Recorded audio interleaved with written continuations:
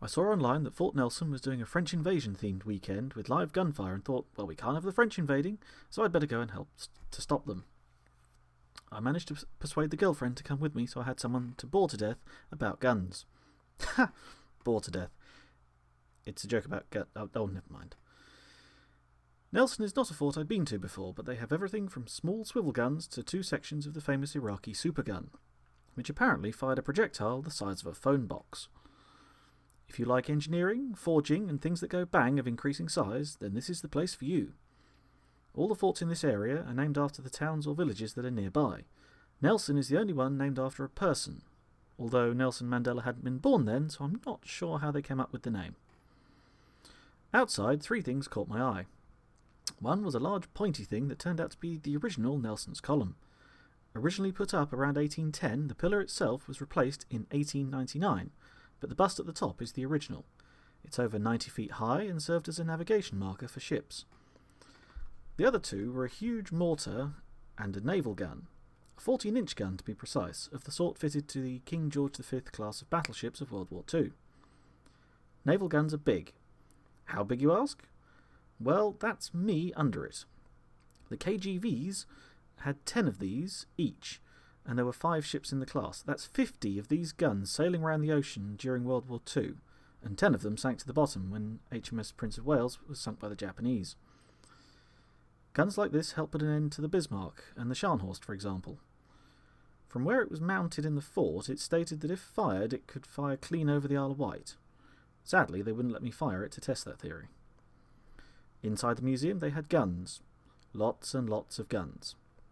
They had bombards, falcons, sakers, minions, swivel guns, triple-barreled cannon, Indian grape shot, Bofors anti-air guns, 88mm guns, 94mm guns, 6-pounders, 3-pounders, 32-pounders, 68-pounders, 105mm light gun, the Iraqi supergun, 25-pounders, sextons, dragons, bores, mortars, naval guns, even a gun kept in salt water because it had recently been recovered from Chichester Harbour. 3 things stood out for me inside Fort Nelson. One was obviously the live cannon fire, because who doesn't love gunfire? Another was the 18-inch railway gun housed in its own building. One of only 4 produced, it's thought to be the only surviving example from World War I, and this one was in service in World War II. 18-inch guns were mounted on the largest battleships ever built, the Yamato class, but this gun was designed to be fired on land at land targets on the Western Front. The third thing that stood out to me was this, or rather, these. These are the actual guns brought back from the Crimean War and used to make all Victoria Crosses. The medals are made from the buttons which are missing off the back of these 2 guns, as you can see. Some people are worried that we will run out of the metal to make Victoria Crosses. My question is, why not use the rest of the gun as well? They're huge. Another little detail was found back in the gallery with all the cannon. This is one of the bells taken from the attack on the Bommersund fort in the beginning of the Crimean War. During that battle, a young sailor saw a Russian shell hit his ship, and when everyone else was ordered to take cover, he ran towards the hissing bomb, picked it up, and flung it over the side, where it exploded, doing little to no damage. Having saved the ship, he was promoted to lieutenant and awarded the very first Victoria Cross. Outside the shed housing the 18-inch gun, there was a 15-inch shell of the sort fired by Tirpitz, Bismarck and Warspite. I hadn't realised how long, or in this case how tall they were, until I stood next to it.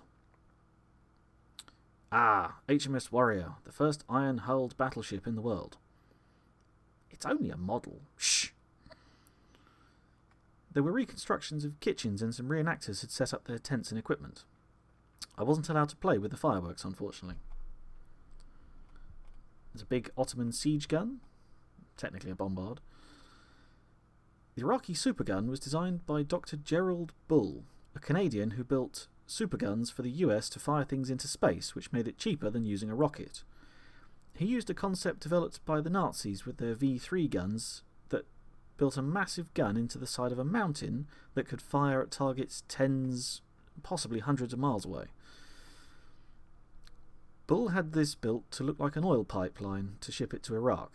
It was never used, and Bull was assassinated for his efforts, probably by Israel, but no one knows. As far as I know, it's the only time anyone has ever ordered an assassination on a Canadian. The fort had continued to be used into the Second World War when it became an anti-aircraft battery. They fitted a small railway and carriage to distribute the ammunition round the fort in larger quantities. Then the live firing took place. A 6-pounder and a 3-pounder were fired.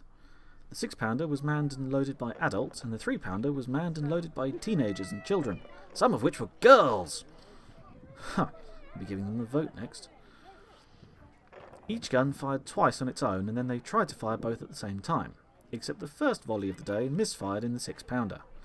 So just how do you clear a misfire in a muzzle-loading cannon? Easy. You pour more powder into the ignition hole and fire it again.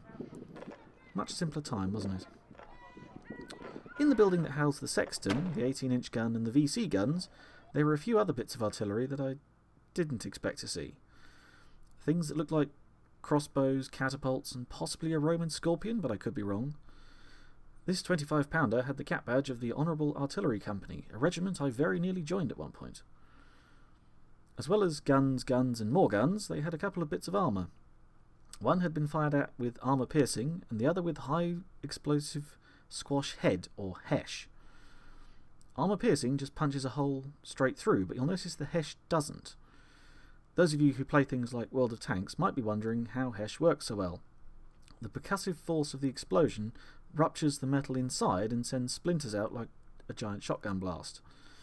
That's what does the damage to systems and of course the crew inside whatever you're shooting at. Relatively recently, many nations had their tanks firing armour-piercing sabot rounds at tremendous speeds, but we Brits have stuck to hesh for years and it's worked so far. Although I believe they're now switching to smoothbore and able to fire sabot rounds. There's a good view from Portsmouth from the fort. Very wobbly camera work by me here. A destroyer of some kind? Do let me know in the comments, as I have no idea. Fort Nelson is free to get in. You just pay £3 for parking, and I'd say it's well worth a visit.